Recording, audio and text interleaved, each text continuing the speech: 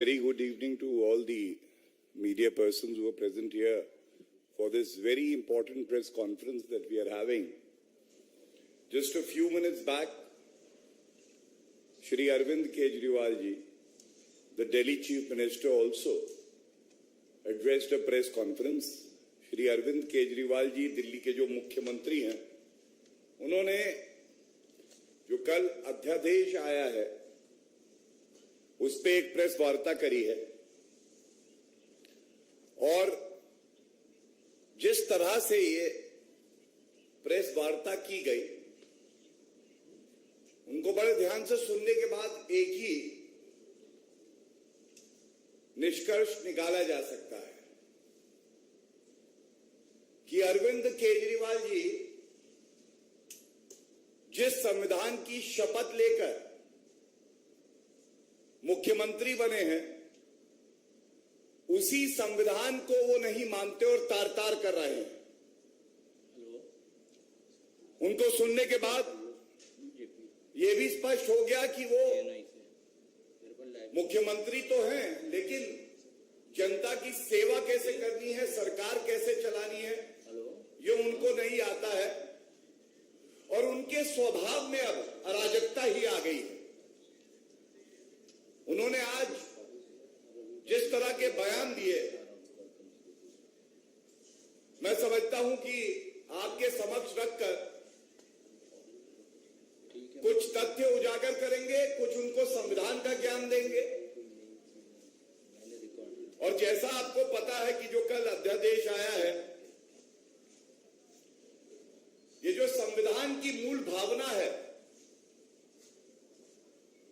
जो शक्ति केंद्र सरकार के पास संविधान के तहत है, अनुच्छेद 123 में, उसी के तहत आया है।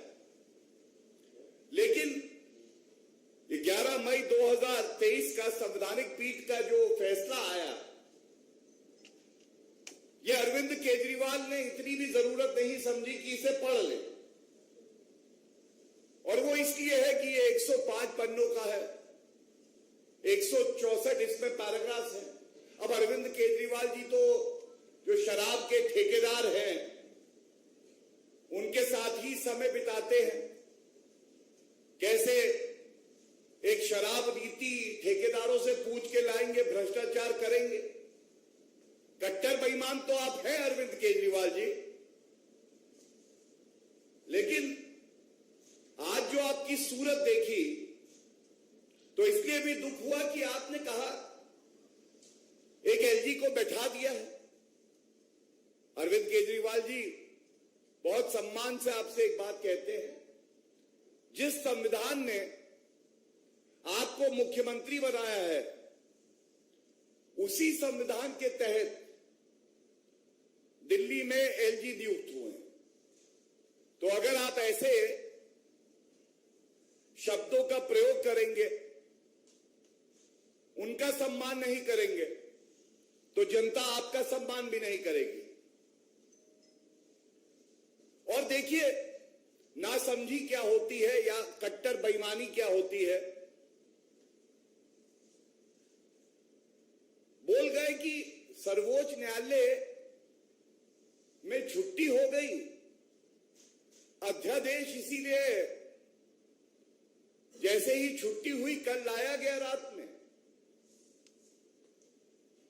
और ये पहले क्यों नहीं लाया गया। तो मैं दो बातें बता दूं। सबसे पहले तो अरविंद केजरीवाल जी, आपने वक्तव्य दिया है कि 5 मिनट में यह अध्यादेश उड़ जाएगा। तो मुफ्त में आपको एक सलाह भी देता हूं और ज्ञान भी देता हूं। ये देश का सर्वोच्च न्यायालय है, अपने दायित्व और कर्तव्य को जानता है, और सर्वोच्च न्यायालय में कोई छुट्टी नहीं होती है, वेकेशन बेंच है। अगर आपको इतना यकीन है कि यह अध्यादेश गैर संवैधानिक है, तो अपने जो भी अधिवक्ता हैं उनसे कहिए कि सर्वोच्च न्यायालय में सोमवार को अर्जी लगा दे। दूध का दूध, पानी का पानी हो जाएगा। पता चल जाएगा अध्यादेश संवैधानिक है या नहीं है। और आप एक बात और जान लीजिए, अरविंद केजरीवाल जी, जब अध्यादेश आता है तो संविधान में प्रक्रिया भी है, किन परिस्थितियों में वो आएगा, कैसे विचार विमर्श होता है, विधिक भाषा में ड्राफ्ट होता है, कैबिनेट से अप्रूवल होता है, उसमें राष्ट्रपति की सहमति होती है। ये सारी प्रक्रिया है। कितने वर्किंग डेज थे ये आपको जानकारी नहीं है। उसके बावजूद बड़ी जिम्मेदारी से मैं आपको इतना बता दूं, वो अध्यादेश मेरे सामने है। वो अध्यादेश संविधान के तहत पूरी तरह से संवैधानिक, जो दिल्ली का महत्व है भारत के लिए, हर नागरिक के लिए, उसको ध्यान में रखते हुए, और इस बात को भी हमने ध्यान में रखते हुए दिल्ली में ही संसद है, दिल्ली में ही राष्ट्रपति का घर है, दिल्ली में ही सुप्रीम कोर्ट ऑफ इंडिया है, तमाम एम्बेसीज है। दिल्ली संविधान के तहत भी अगर आप चले तो एक यूनियन टेरिटरी है, यूनियन टेरिटरी। और अरविंद केजरीवाल जी, ये जो आपकी मानसिकता हो गई है अराजकता की, जंगल राज फैलाने की, संविधान को दरकिनार कर देने की, ये ठीक नहीं है। जब आप चुनाव लड़े, आप जानते थे कि आप दिल्ली में चुनाव लड़ रहे हैं जो पूर्ण राज्य नहीं है, एक यूनियन टेरिटरी। लेकिन आपको यह लगता है कि अगर आप दिल्ली में चुनाव जीते तो संविधान के विपरीत आप काम करेंगे। आप अपशब्द कहेंगे देश के चुने हुए प्रधानमंत्री के लिए, उपराज्यपाल के लिए, आप संविधान भी नहीं पढ़ेंगे। तो अरविंद केजरीवाल जी, ऐसा होने वाला नहीं है। जनता आपको यह बताना चाहती है, दिल्ली एक यूनियन टेरिटरी है, अरविंद टेरिटरी नहीं है। संविधान से चलेगा, केजरीवाल के कानून से नहीं चलेगा। और मैं आपके सामने अब जो तथ्य रखने जा रहा हूं, इस उम्मीद से रखने जा रहा हूं कि ये सारी जानकारी उस कट्टर बेईमान अरविंद केजरीवाल तक पहुंचे, जो शराब नीति का एक एक शब्द पढ़ता है, क्योंकि उसको वसूली करनी होती है, अपने घोटाले छुपाने होते हैं। लेकिन जिस संविधान की वो शपथ लेता है उसी को तार तार करता है, और उसको पढ़ने का, अध्ययन करने का समय उनके पास नहीं है। आर्टिकल 239 AA ये बिल्कुल स्पष्ट करता है, और मैं शब्दशः यहां से कोट कर रहा हूं, भारत का संविधान है, and all other matters relating to the functioning of the legislative assembly shall be regulated by law made by parliament। और इसी में 239 AA 7 है, A, Parliament may by law make provisions for giving effect to or supplementing the provisions contained in the foregoing clauses and for all matters incidental or consequential thereto। There is a delicate scheme for the Union Territory of Delhi, and the scheme is approved by the Parliament, by the Constitution of our country, to maintain a balance between the elected government, which has a very definite role here, but also keeping in mind importance of the national capital. And it can't be said that if there is an elected government, it would destroy the spirit of the Constitution just to hide their own corruption. It would harass, it would threaten various government officers. आप प्रताड़ित करेंगे, डराएंगे, धमकाएंगे उन अफसरों को जो आपको रोकते हैं कि फाइलें चुरा के मत लेके जाओ शराब घोटाले की, जो अपना कार्य कर रहे हैं, जो आपको ये बता रहे हैं कि शीश महल में आपने घोटाला किया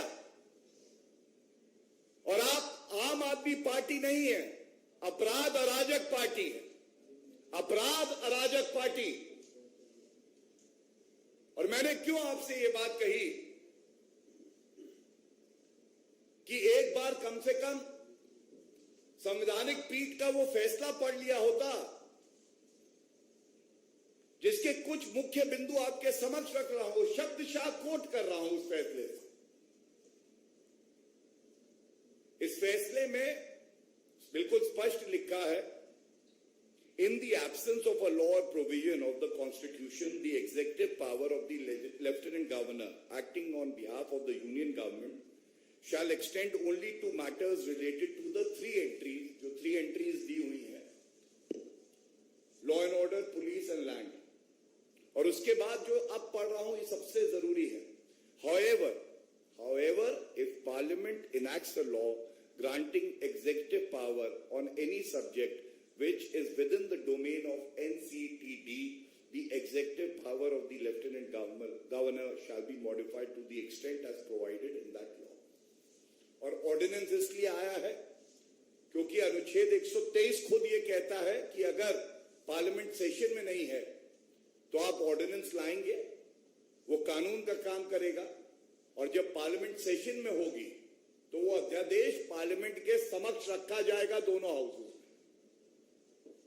लेकिन ये अरविंद केजरीवाल को नहीं पता है। और एक और बात बताना चाहता हूं मैं उनको, जो निष्कर्ष इस फैसले में आया है अंत में, उसमें बिल्कुल स्पष्ट उन्होंने कहा है, the executive power of NCTD with respect to entries in list 2 and list 3 shall be subject to the executive power expressly conferred upon the union by the Constitution or by a law enacted by Parliament। मुख्य बिंदु क्या है? केंद्र सरकार के पास शक्ति होनी चाहिए, संविधान के तहत वो है। अगर उस शक्ति का इस्तेमाल करके एक कानून आएगा तो वो कानून मान्य होगा अरविंद केजरीवाल जी के लिए भी, क्योंकि संविधान के तहत ही दिल्ली को सरकार को चलना है। अध्यादेश आया, कानून आ गया है, और ये कानून जनता के हित में ऐसे है कि आप अपने घोटाले जो उजागर हो रहे हैं उसके तथ्य इकट्ठे ना हो जाए तो आप अफसरों को डरा रहे हैं, धमका रहे हैं। आपका इतिहास भी ये रहा है कि आपने तो दिल्ली के पूर्व चीफ सेक्रेटरी को नहीं छोड़ा था, मारपीट करी थी। तो आज अगर उनको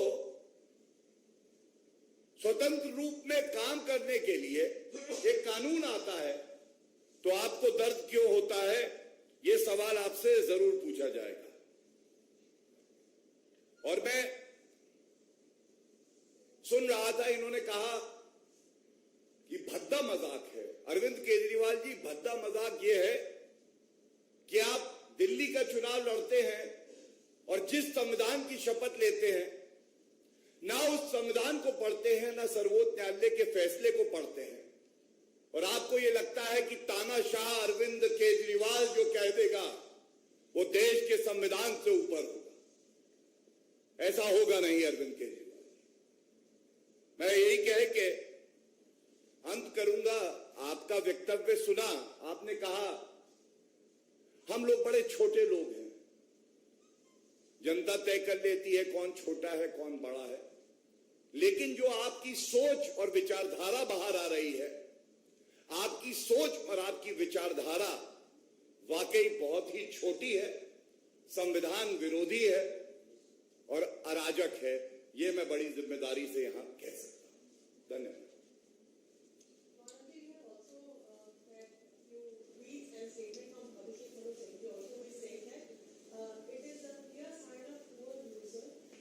Can you repeat that, please?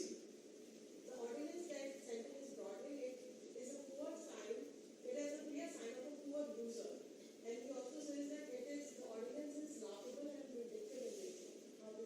With utmost respect to my colleague at the bar, I would like to say no lawyer decides the validity and the constitutionality of any law, ordinance, or an act that is enacted in the parliament. I would only challenge Arvind Kejriwal. On Monday also the Honorable Supreme Court, because I am a foot soldier of the Honorable Supreme Court, is functioning. And he has made a very categorical statement that within 5 minutes,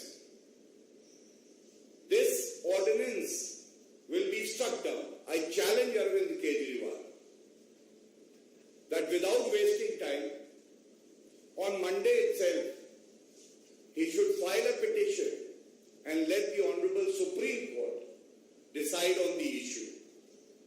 Speaking for the Bharatiya Janata Party, there are well-founded reasons protecting the officers, ensuring that interest of the elected government, but at the same time, the interest of every common man who believes that the capital belongs to him or her also is protected, and whatever has been done within the constitutional framework and as per the observations made by the Honorable Supreme Court in the judgment that has been delivered.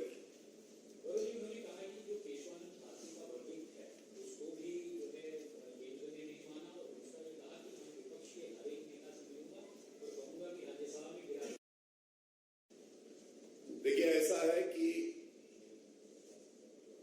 वो क्या कुछ गिराएंगे जो खुद गिरे हुए हैं लोगों की नजरों में।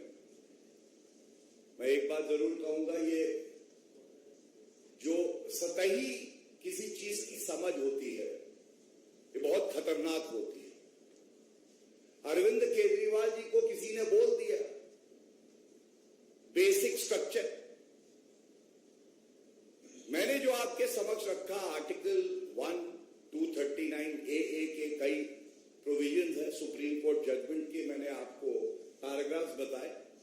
अगर ये पढ़ लेते तो शायद ऐसी जो नर्सरी क्लास का छात्र होता है उसी की तरह अरविंद केजरीवाल बात करने लगे। और दुखद यह है कि एक मुख्यमंत्री को चाहिए कि वो संविधान का अध्ययन करे और जो सर्वोच्च न्यायालय के फैसला है, जो कानून है देश का, उसका अध्ययन करे। लेकिन वो लगे हुए हैं शराब घोटाले में, कैसे प्रमाण नष्ट किए जाए। शीश महल में बताते हैं 10 लाख के पर्दे लगे हैं, लेकिन उनकी बेईमानी, उनका भ्रष्टाचार, उनकी अराजकता ये छुप नहीं पा रही 10 लाख के पर्दों से। Any other questions?